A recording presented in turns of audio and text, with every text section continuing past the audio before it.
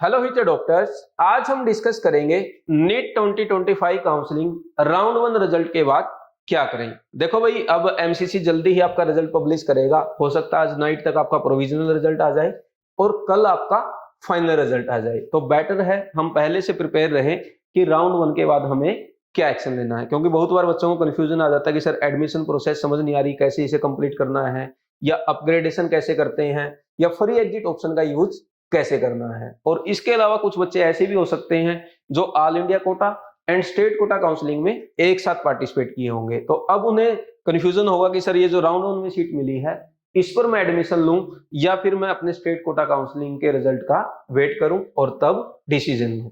तो ये सारे ही पॉइंट हम इस वीडियो में डिस्कस करेंगे। सबसे पहले इस फ्लो चार्ट की हेल्प से हम समझेंगे राउंड वन रिजल्ट के बाद आपके पास क्या क्या ऑप्शंस हैं। दूसरा हम देखेंगे एडमिशन प्रोसेस को कैसे कंप्लीट करना है, कौन से डॉक्यूमेंट्स लगेंगे, आपका जो अलॉटमेंट लेटर आएगा उसमें किन बातों का ध्यान रखना है, क्या क्या डिटेल आपको मिलेगी, देन अपग्रेडेशन कैसे करवाते हैं। और एंड में हम डिस्कस करेंगे अगर कोई बच्चा all India quota and state quota counselling दोनों में एक साथ पार्टिसिपेट किया है तो उसे डिसीजन कैसे लेना है। तो जो बच्चे नीट 2025 काउंसलिंग में पार्टिसिपेट कर रहे हैं वो इस वीडियो को एंड तक जरूर देखें।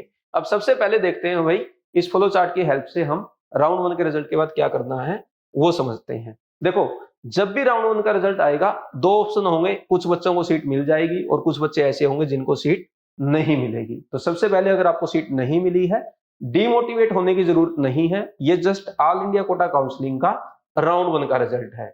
इसके बाद आपका round to, round three and round four बाकी है, हम उनमें पार्टिसिपेट करेंगे, या फिर स्टेट कोटा काउंसलिंग तो हमारा चल ही रहा है, हो सकता है उसमें सीट मिल जाए, या फिर उसके आगे के जो फर्दर राउंड होंगे उनमें हम पार्टिसिपेट कर लेंगे। लेकिन एक पॉइंट का आपको ध्यान रखना है, जिन बच्चों को सीट नहीं मिलती है जनरली वो एक गलती कर देते हैं, वो फ्रेश चॉइस फिलिंग नहीं करते नेक्स्ट राउंड में। भाई यहां आप क्लियरली ध्यान रखें, जब भी आप नेक्स्ट राउंड में पार्टिसिपेट करेंगे या किसी भी काउंसलिंग में पार्टिसिपेट करेंगे, हर राउंड में आपको फ्रेश चॉइस फिलिंग करनी है। ये नहीं सोचना मुझे तो सीट मिली ही नहीं थी, मैंने तो चॉइस फिलिंग पहले ही राउंड में कर दी थी, वही मेरी चलती रहेगी, ऐसा कुछ भी नहीं होगा। ध्यान रखें, हर राउंड में फ्रेश चॉइस फिलिंग जरूर करें। दूसरा, जिन बच्चों को सीट मिल गई है उनके पास ऑप्शन है भाई एडमिशन ले ले, अपग्रेडेशन करवा ले या फ्री एग्जिट। तो एक एक करके समझते हैं। सबसे पहले अगर मान लीजिए कोई एक कॉलेज आपको मिला एबीसी, अब आपको लगा कि ये जो एबीसी कॉलेज मिला है ये मेरे लिए बिल्कुल बेस्ट है और यहीं पर मुझे एडमिशन लेना था, यही मुझे मिल गया है, तो आप सिंपल वहां पर जाकर एडमिशन ले लेंगे। एडमिशन की प्रोसेस क्या है आगे हम अभी डिस्कस करेंगे। दूसरा, अगर मान लीजिए आपको कोई एक XYZ कॉलेज मिला है और एक ऐसा कॉलेज है जहां आपको लगता है कि यार इस कॉलेज को अगर मैं सेकंड राउंड में अपग्रेड कर लूं तो मेरे लिए बहुत ही अच्छा हो जाएगा, या फिर अगर अपग्रेडेशन नहीं भी हुआ तो मेरे लिए कॉलेज अच्छा है, मैं यहाँ पर सेटिस्फाइड हूं, मेरा एडमिशन चलता रहेगा, कोई मुझे दिक्कत नहीं है। तो ऐसे बच्चे भी क्या करेंगे, एडमिशन लेंगे और एडमिशन के बाद फिर वो क्या करेंगे, अपग्रेडेशन करवाएंगे। अपग्रेडेशन कैसे करवाते हैं अभी आगे हम देखते हैं। नेक्स्ट ऑप्शन आता है फ्री एग्जिट। इसको लेकर भी काफी बच्चे कंफ्यूज रहते हैं, कैसे करते हैं, किसको करना है। सबसे पहले भाई किसे करना है, उन सभी बच्चों को फ्री एग्जिट करना है जिनको ये कॉलेज मिला है XYZ या ABC, कुछ भी आपको मिला, आपको लगता है कि इस कॉलेज में तो मुझे रहना ही नहीं है, मुझे किसी दूसरे ही कॉलेज में जाना है, या मैं इस कॉलेज से सेटिस्फाई नहीं हूं, या मुझे राउंड टू में अच्छा कॉलेज मिल जाएगा। आपने कोई ऐसी प्रिडिक्शन या ऐसी कोई लिस्ट देख रखी है या पिछले साल का आपने एनालिसिस कर रखा है, तो वो सारे बच्चे फर्स्ट राउंड से जो कॉलेज मिला है उसे फ्री एग्जिट कर सकते हैं। अब फ्री एग्जिट कैसे करते हैं, यहां पर भी कंफ्यूजन आता है कि सर कैसे करना है। भाई देखो, फ्री एग्जिट में कुछ नहीं करना है, जस्ट आपको सीट अलॉट हुई है, आपने रिजल्ट देख लिया, आपने अपना अलॉटमेंट लेटर देख लिया एंड उसके बाद आपने कोई भी एक्शन नहीं लिया, यही फ्री एग्जिट है। नहीं तो बहुत बार बच्चे कॉल करते हैं, मैसेज करते हैं कि सर एमसीसी को इन्फॉर्म करना है, क्या क्या इस कॉलेज में बताना है, कोई मेल करनी है या एनटीए को बताना है। भाई फ्री एग्जिट अगर आपको करना है तो किसी को भी बताने की जरूरत नहीं है। थोड़ा बहुत अपने पड़ोसियों को बता सकते हो, नहीं तो बाद में बोलेंगे झूठ बोल रहा था, इसको कॉलेज वॉलेज मिला नहीं है और ऐसी ही है ना। उनको थोड़ा दिखा देना स्टेटस लगा के कि कॉलेज तो मिल गया, फ्री एग्जिट कर रहा हूँ। ठीक है, समझ आ गया। Free exit is equal to no action, just हमने देख लिया हाँ ये कॉलेज मिला है। ठीक है, अब आगे डिस्कस करते हैं, एडमिशन प्रोसेस को समझते हैं। सबसे पहले देखो, एडमिशन प्रोसेस में सबसे पहले आप शेड्यूल का ध्यान रखें कि रिपोर्टिंग कब से कब तक करनी है। इसका टाइमिंग दिया है उन्होंने 9 अगस्त से 18 अगस्त। अब थोड़ा सा मैं डेट को लेकर आपको थोड़ा समझा देता हूं, क्योंकि एक तो टाइम काफी मिला है और थोड़ा आगे छुट्टियां भी आ रही, कैसे हमें क्या करना है। पहला पॉइंट है 9 और 10 को मैं ये सजेस्ट करूंगा कि आप कोई भी एक्शन ना लें, कोई भी एडमिशन ना लें। जैसे आपने देखा ही एमसीसी इस बार 3-4 बार शेड्यूल चेंज कर चुका है, ऐसे ही पता चले रिजल्ट चेंज कर दिया, आपको अलॉटमेंट लेटर मिला है कोई हो रहा है, जैसे पता चले बाद में आपका कॉलेज चेंज हो गया, आप पहुंच गए हैदराबाद और बाद में पता चला कॉलेज मिला दिल्ली में, तो बेटर है 9-10 को एक्शन ना ही लें। दूसरा, राखी भी है, संडे भी है, तो कोई फायदा भी नहीं है कॉलेज में जाने का, आप अपना एक्शन स्टार्ट करें 11 से, और 11 से लेकर 15 से पहले पहले आप अपना प्रोसेस कंप्लीट जरूर कर लें। क्यों? क्योंकि 15, 16, 17 यहां पर आपके वीकेंड है, हो सकता है कॉलेज तो ओपन हो लेकिन वहां पर स्टाफ कम रहे, तो एडमिशन प्रोसेस में आपका 4 घंटे लग गया, 6 घंटे लग गया, 8 घंटे लग गया, तो इसलिए इससे बचना है, तो 11 से 14 के बीच में अपना पूरा प्रोसेस कंप्लीट कर लें। ठीक है, अब नेक्स्ट पॉइंट आता है अलॉटमेंट लेटर। तो सबसे पहले मैं आपको अलॉटमेंट लेटर ही दिखा देता हूं, ऐसा कुछ अलॉटमेंट लेटर दिखाई देगा, ये मैंने पिछले साल का लिया है, यहाँ रोल नंबर है, फादर नेम है, कैंडिडेट नेम है, मदर नेम है, कैटेगरी है, ये सारी डिटेल चेक कर लें आपकी ही है क्या, आपका ऑल इंडिया रैंक है वो भी सही लिखा है क्या। फिर ये जरूर ध्यान रखें जो कॉलेज अलॉट हुआ है उसे सही से चेक करें, जैसे यहाँ पर इंस्टीट्यूट एलोकेटेड नाम लिखा हुआ है मानव रचना डेंटल कॉलेज फरीदाबाद, तो ये जरूर चेक करें। इसके साथ में प्रोग्राम एलोकेटेड बीडीएस, ये भी देखने भाई आपको सही लिखा हुआ है क्या, तो अगर सारी डिटेल सही है इसे आप डाउनलोड कर लें। डाउनलोड करने के बाद एक पॉइंट का और ध्यान रखना है, कॉलेज का नाम और उसका एड्रेस पूरा देखें। बहुत बार ऐसी गलतियां भी हो जाती है, शुरू का पढ़ लिया, हाँ अटल बिहारी मिल गया, अटल बिहारी कौन सा मिला वो देख लें भाई, क्योंकि 2-3 कॉलेज सेम नेम से हैं, कहीं मिला है आपको विदिशा वाला और पहुंच गए आप दिल्ली, है ना, ऐसी गलतियां हो जाती है, तो बेटर है अपने अलॉटमेंट लेटर में कॉलेज नेम एंड उसका एड्रेस अच्छे से चेक करें। ठीक है, अब ये 2 काम होने के बाद तीसरा काम हो, एक ये भी आपको जरूर करना है, स्कोर कार्ड। एनटीए की वेबसाइट से अपना नया स्कोर कार्ड डाउनलोड कर लें, क्योंकि एक बच्चे को ग्रेस मार्क्स मिले हैं जिसकी वजह से आपका रिजल्ट चेंज हुआ है, वैसे फर्क तो एक ही रैंक का पड़ा होगा, लेकिन स्टिल ये जरूरत है हमें एक नए स्कोर कार्ड को डाउनलोड करने की, कोई ओल्ड स्कोर कार्ड लेके ना पहुंचे, इसका भी हमें ध्यान रखना है। अब इतना करने के बाद नेक्स्ट स्टेप आता है, जो कॉलेज आपको अलॉट हुआ है उसकी वेबसाइट को आप जरूर विजिट करें। अब वो कॉलेज कोई भी है, चाहे वीएमएमसी है, एलएचएमसी है या कोई और कॉलेज है, इनकी वेबसाइट को आप जरूर विजिट करें, क्योंकि जैसे ही अलॉटमेंट आएगा उसके बाद एक पूरी डिटेल आएगी, भाई एडमिशन की प्रोसेस ऐसे कंप्लीट करनी है।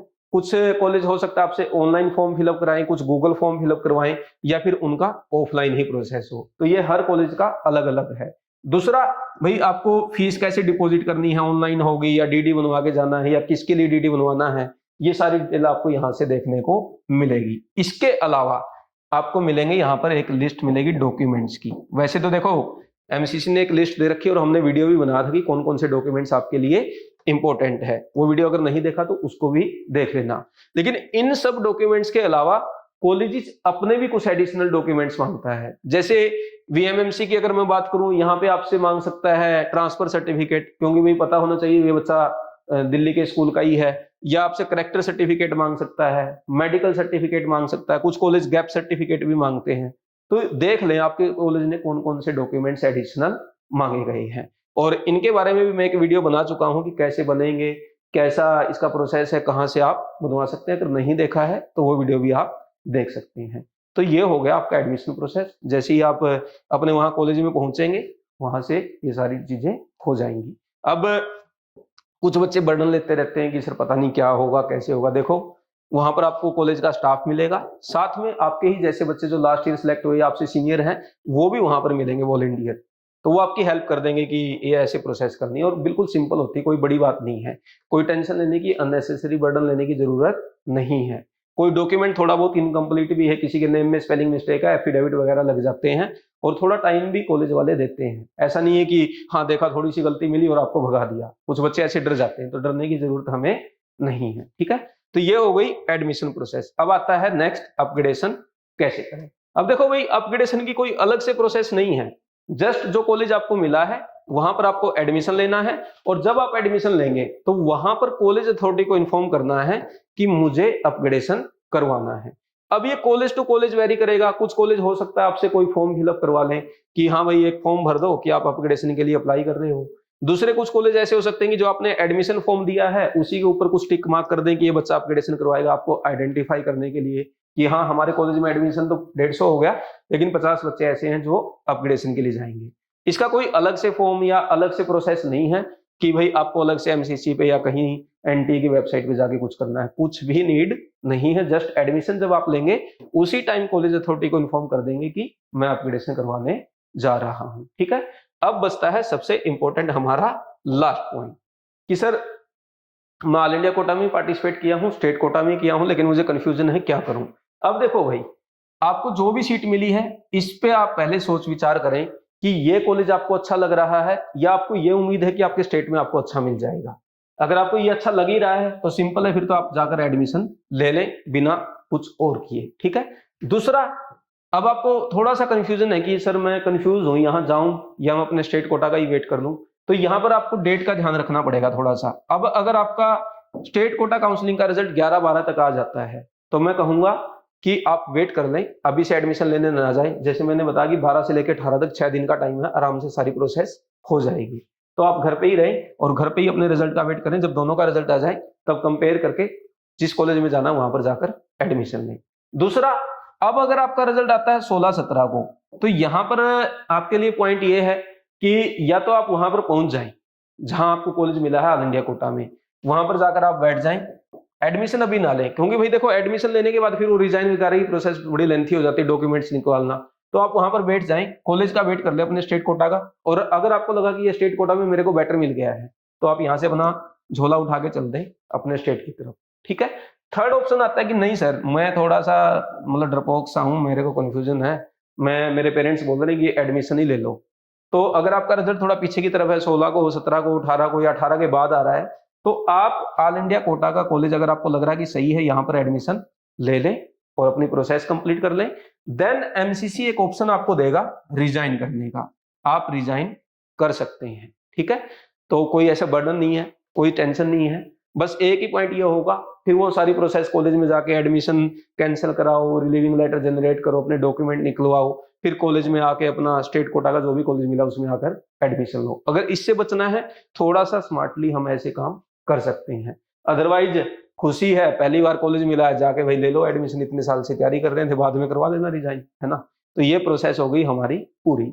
एक डाउट यहाँ भी आ जाता है बच्चों को अपग्रेडेशन को लेके कि सर मैंने फर्स्ट राउंड के कॉलेज में एडमिशन लिया, अब अपग्रेडेशन के लिए अप्लाई कर रखा है, और इन केस मेरा अपग्रेडेशन नहीं हुआ तो फिर क्या होगा सर। भाई अगर अपग्रेडेशन नहीं हुआ तो जो फर्स्ट राउंड का कॉलेज में जो एडमिशन मिला था वो आपका एज इट इज रहेगा, उसे आप चाहें तो कंटिन्यू कर सकते हैं। अदरवाइज एमसीसी आपको कुछ टाइम देगा कि अगर आप नहीं चाहते हैं वहां से भी आप रिजाइन कर सकते हैं, और उस केस में भी आपका सिक्योरिटी मनी नहीं जाएगा। तो ये है हमारा पूरा प्रोसेस।